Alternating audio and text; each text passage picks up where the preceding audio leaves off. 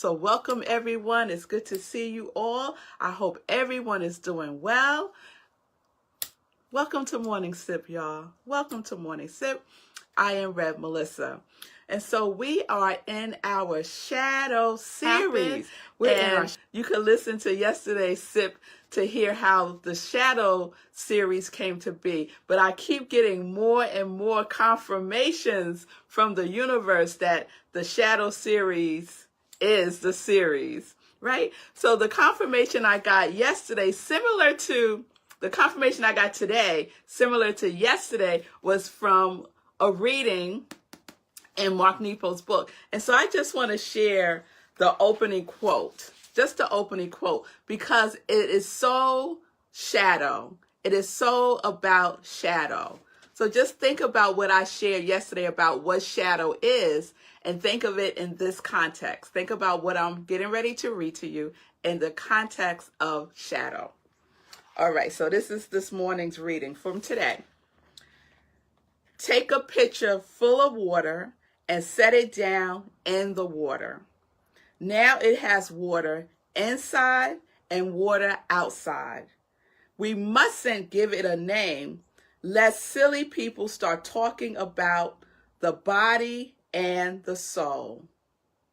So a lot of times we want to separate our shadow from who we are.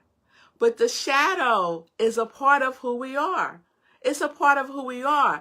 And so the inner journey with the shadow is all about integration. Integrate all aspects of yourself. You don't want to leave nothing out. You don't want to leave any pieces, any parts of who you are out. Because you know why? Because we're whole, right? And we could think about the shadow, as Parker Palmer says, as the hidden wholeness. There's a hidden wholeness. And when we leave the shadow out, we're in separation within ourselves, So I was just like, okay, universe, more confirmation. I am loving it. I am loving it. So remember, the shadow is sometimes viewed as the dark side, that unacceptable attribute, right? And we know that there's a collective shadow, and we have lived through the results of the projections of the collective shadow. You know, when we look at racism and all the inequality and the wars and slavery and the Holocaust, all of that is the collective shadow projecting itself out into the world, right? And so the most important thing that we can do, right? Because the shadow is there. Everyone has a shadow. There is no human being who doesn't have a shadow. So the most important thing that we can do is play it out intelligently.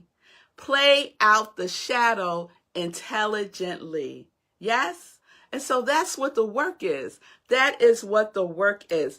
Carl Jung said one of his greatest insights was that the ego and the shadow come from the same source and exactly balance each other. To make light is to make shadow. One cannot exist without the other. So you can't have shadow without light, right? You won't see your shadow. Remember growing up as a little kid and the first time you saw your shadow? I know some folks were afraid of their shadows. I had some relatives that were afraid of their shadow, right? As little children, they were terrified of their shadow, right? But the shadow was cast because there was sun, there was light, there was light. So that is the invitation for this conversation, right? It's not about beating ourselves up about anything. It's about integration. It's about wholeness. Yes? All right. So that's our work, to integrate and to become aware of when our shadow is rearing its head. And I'm not saying rearing its ugly head, because it ain't ugly. It ain't ugly. It's rearing its head to make us aware of something that we need to be aware of. It's information, right? So if we could just hold it a little lighter, right? Hold it with an open hand and an open heart. Yes, and an open mind. Okay. And just recognize when its presence is taking the lead in something. Okay? So it is totally an invitation for an inner journey. It's an invitation for an inner journey. And that inner journey is about celebrating the divine truth of who and whose we are. All right. So we look at the shadow as an opportunity to take an inner journey, and we welcome the shadow with the gift of the inner journey. So yesterday I said I want to share some of the attributes of shadow. So there are different, not attributes, archetypes, right? So there are different types of shadow. So I'm going to share 5 of the archetypes, right? 5 of the archetypes. And there are many, many, many, many more, right? So remember, this is just a sip, y'all. This is just a sip. If you want to go deeper, I'm going to share some resources at the end of today's sip if you want to take this even deeper. So these 5 archetypes that I'm going to share is from Parker Palmer's book. It's from Parker Palmer's book, Let Your Life Speak. This is an amazing book. If you don't have it in your library, this is one you really need to have. It is amazing, right? It talks about living life alive, not living an undivided life. Sometimes we don't accept our shadow, and that causes us to live a divided life. We don't want to live a divided life. We want to live an undivided life. We want to live a whole life, right? And this book is a wonderful journey to do that. And he has a whole chapter about the shadow in here and the archetypes. So I'm going to share 5 of the archetypes with you. So Parker says what he calls the shadows, shadow casting monsters. That's what he calls them. Shadow casting monsters. So let's see if you can identify with any of these archetypes. Okay? So the first one, the shadow of insecurity about identity and worth. And so the shadow aspect of this is self-doubt, a lack of worth. So a issue with worthiness, yes? So self-doubt and self-worth are the archetypes of the attributes of this shadow, right? About identity and worth. Feeling very insecure. And how do you welcome the shadow with the gift of the inner journey if this is your archetype? By knowing that your identity does not depend on the role that you play. So we can celebrate the divine truth that we are individualized expressions of God. So when it rears its head, we can remember that we are individualized expressions of God. And that in of itself is very valuable. It is priceless. It's priceless. So we can ground ourselves in that knowing. So that's 1. All right. Number 2. The shadow of the belief that the universe is a battleground and is hostile. So I have witnessed this shadow. I have seen people show up as this shadow. Everything is something to be defended. Everything is a challenge to them, right? They see the world as just a battle zone, right? They are like, I am going to throw the first punch before someone throws the first punch at me, right? They see everything as like the enemy out to get them, right? So we can welcome this shadow with the gift of the inner journey, with the insight that the universe is working together for your good.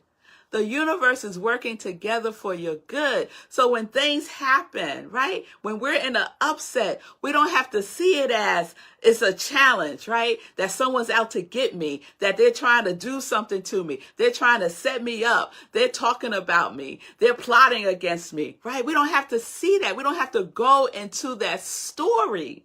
We don't have to go into the victim consciousness story, right? We can welcome the inner journey and apply the divine truth that the universe is working together for my highest good in all things, in all things. So the shadow invites that knowingness again. Yes? All right. We can remember that the reality with a capital R is that no one is out to get you. No one is out to get you. 3, the shadow of fear, especially the fear of the natural chaos of life. Sometimes life is chaotic. Yes? Look at 2020. For some folks, 2020 was extremely chaotic, right? But we don't have to say my life, everything that's happening to me is in chaos, right? So we want to organize everything. We want to orchestrate everything. This is the shadow of control. The shadow of control, right? And if anything is not in the order that we want it to be, we can start to feel overwhelmed. That feeling of overwhelm can bubble up, right? And we see everything as a challenge, and then fear sets in, yes? Fear sets in, and this is also the shadow of the fear of success. The fear of success. So we can welcome the gift of this shadow with the inner journey that chaos is usually the precondition of creativity, right? We could celebrate the divine truth that life itself emerged from the void, right? The universe was chaotic. It was chaotic, right? And look at what has emerged from that chaos. From that chaos, we can live in the knowingness that everything is in divine right order. And that is the gift that the shadow of fear can give to us. Yes? Number 4, the shadow of the paradox of the denial of death. This is a good one. You won't let things go. Let me say that again. You won't let things go. Are you this shadow? Are you this shadow? A lot of people are this shadow. You keep resuscitating things. You keep resuscitating things. It's over. It's done. And you want to give it CPR. Right? You want to give it CPR. Let it go. Let it go. We do this in our relationships, especially in our relationships. We know the relationship is over. It is lifeless. And there we are doing compressions, doing heart compressions, trying to bring it back to life. Trying to bring it back to life, right? That is the shadow of the paradox of the denial of death, right? And this is also connected to the fear of failure. You don't want to fail at anything, so you keep bringing it back to life. Keep trying to resuscitate it and bring it back to life. It's time to let it go, right? And so the welcoming the shadow of this gift is to learn something new. Learn something new, right? Allow something that has died to go when it's time for it to go. If it is over, it is over. And this is a hard one, right? This is a hard one. Yes? Think about when you go into your pantry and you take something and it's past due by years, but you still open it up and want to eat it and then wonder why you got sick, right? Let it go. Let it go. And we can celebrate the divine truth, knowing that something new is seeking to emerge through you. But it can't come through if you got all that dead stuff hanging around, right? There's no space for the newness to come through. So your shadow is giving you the gift of letting you know it's over. I am here so you can see that it's over. Yes? All right. And then shadow 5, the archetype for shadow 5 is the shadow of functional atheism. Okay, this is a good one. And I have to confess that this is the shadow archetype that I most identify with. All right? This is the shadow archetype that I most identify with. The shadow of functional atheism. It is the belief that the ultimate responsibility for everything rests with us. It can be unconscious. It could be an unexamined conviction that if anything decent is to happen in the right way, then we got to do it, right? If it's going to happen, we have to be the ones that will make it happen, right? We are the ones that have to make it happen. It is a sense of over and unhealthy responsibility, right? You got the weight of the weight of the world on your shoulders. You got to do it all because no one else knows how to do it, right? No one else knows how to do it right. This was a big one for me, right? And then you impose your will on other people. You tell other people how they should do it, right? They're going to do it, but you want them to do it your way, right? Because, hey, that's the right way, right? And that causes stress in our relationships, right? There's that famous quote, do you want to be happy or do you want to be right? And when my shadow is running the show, she wants to be right. Forget about happiness. No, I want to be right now, right? So that's when I know when my shadow is up. My shadow is up and it's an opportunity, right? It's an opportunity for me to go within, right? And welcome the inner journey of that. To welcome the inner journey. So I want to share.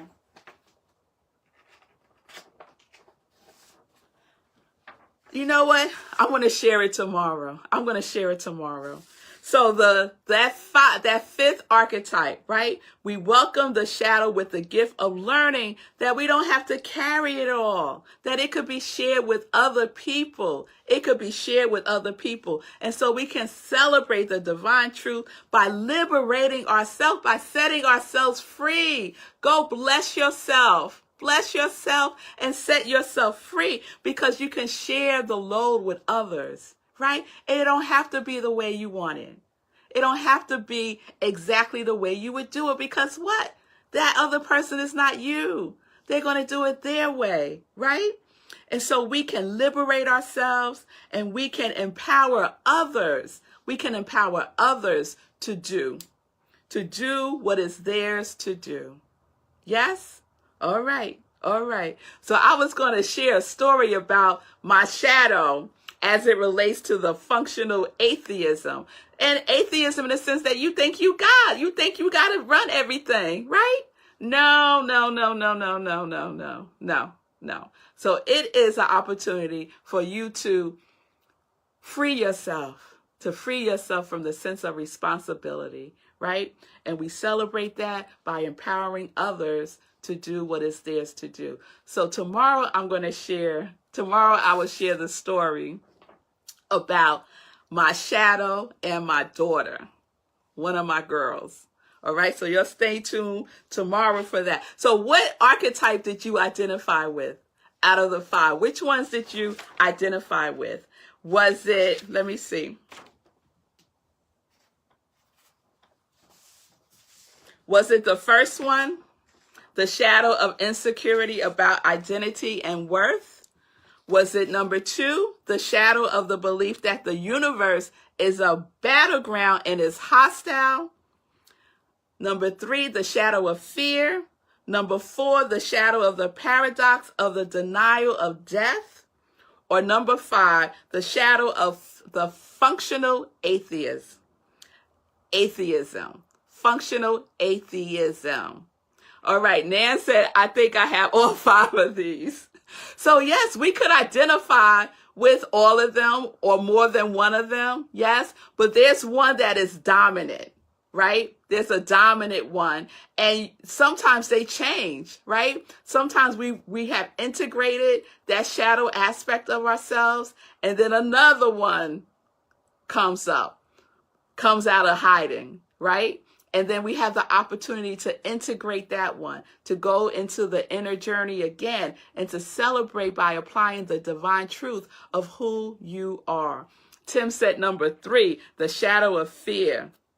Yes, Tim, a lot of us have that shadow, right? We want to organize and orchestrate everything, right? Yes. And everything is chaotic, right?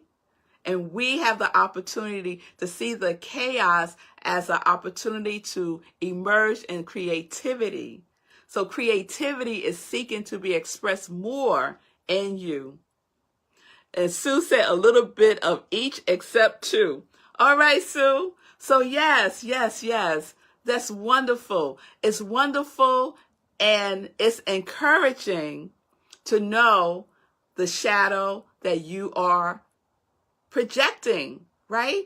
Especially when you project your shadow onto other people. So this is a clue that you are projecting your shadow onto other people. If you start talking about somebody and all the things that you don't like about them, right? That is an unacceptable attribute that you have within yourself. It is. And it works the same way. If you are talking about the wonderfulness of somebody, right?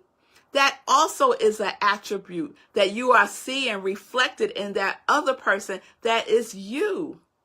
That is you.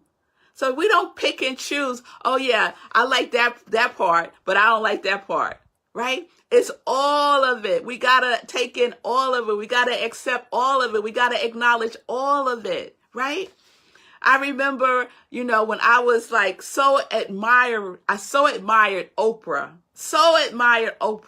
right? And when I was in my grad program to get my degree in spiritual psychology, one of the exercises we had to do was to identify someone that we admire and to identify someone that we don't, right? That we just don't like, right? And so when I was talking about Oprah, one of the things that I admired about her was what a great communicator she is, right? And so someone reflected back to me that you are a good communicator also. And I never saw myself as such, right? I didn't. And so just like I identified that positive attribute, and I don't even like to use positive or negative. It is what it is, right? And then identify something, an attribute in someone that I don't like, right? And an attribute in someone that I didn't like was, I don't know. I can't even think of one right now. But let's just say, this was one that drove me crazy. The attribute of someone interrupting me, right? Being around someone who interrupts, don't let you get finished saying what you want to say, right? And then I had to reflect that I do that too sometimes, right? So they was just reflecting back to me something that I also do, right? So we project, we project, we reflect, we repress, we do all kinds of things, but it's an opportunity for us to integrate, for us to take the inner journey, for us to look at the stories that we are creating about people, places, and things. It is not by accident, y'all, that the Shadow series happened right after the Story series.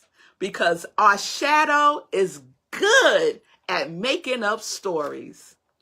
It is good about making up stories, about making people wrong, about creating things that are not there, that are not based in anything but what we made up about it, right? Our interpretations, our assumptions. When you find yourself swimming in assumptions, more than likely your shadow is taking the lead.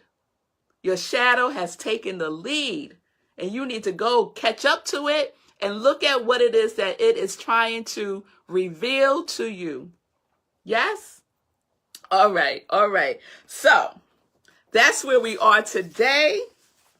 There are other archetypes. Like I said, this is just a sip, y'all. This is just a sip.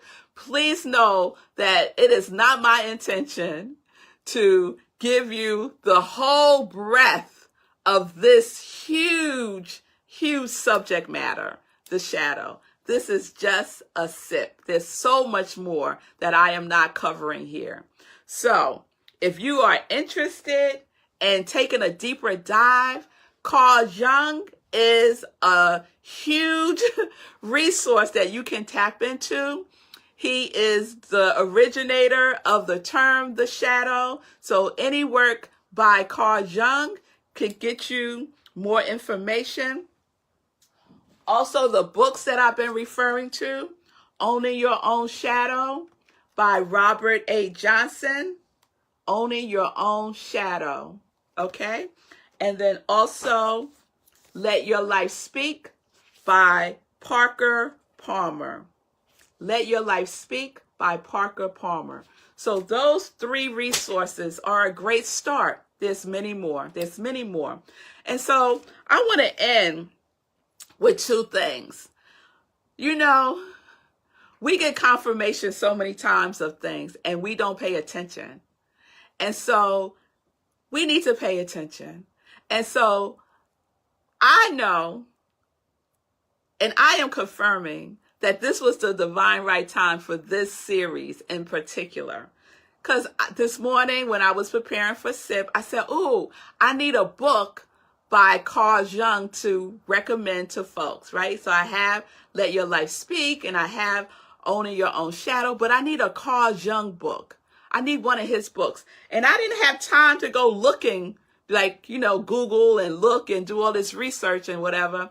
And I get a text message right in that moment. That's what I'm thinking. I need to find a resource. And right at that moment, I get a text message. And I'm not going to read the whole text message. I'm just going to give you the pertinent parts.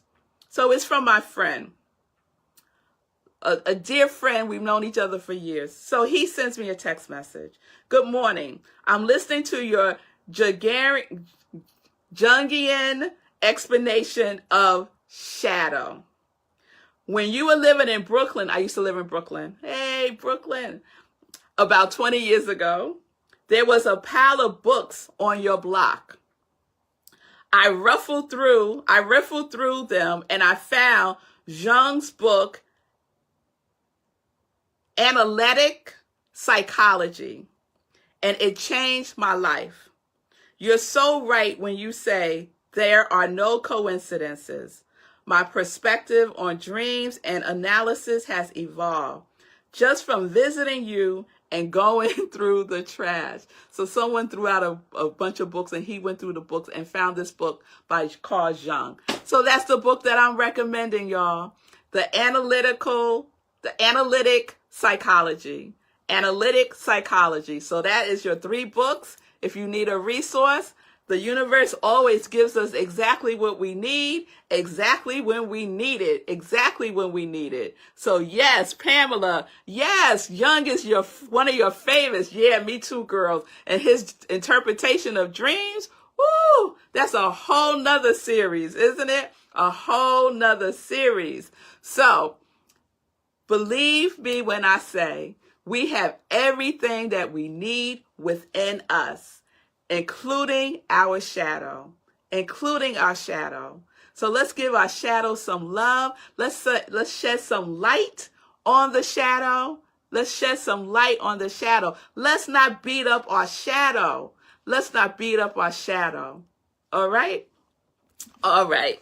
So tomorrow I will share the story about my shadow and my daughter. I'm also going to share Viola Davis. Oh, if y'all didn't see that 60-minute clip, if y'all didn't see the 60-minute segment with Viola Davis on Sunday, please go check it out. You could just watch the clip of it on YouTube. Yes? All right. So tomorrow I'm going to share some stories. Yes. And then on Thursday, I'm going to give you 5 shadow tools that you can use. 5 shadow tools. Because y'all know I ain't going to give you all this information and then just leave you hanging. No, I'm going to give you some tools that you can use so you can support yourself with your inner journey and celebrate the divine truth that you are. And then on Friday, we're going to wrap it up. We're going to wrap it up on Friday. All right, y'all. So that is where we are right now with the Shadow series. I hope it's been good for you because it's certainly been good for me.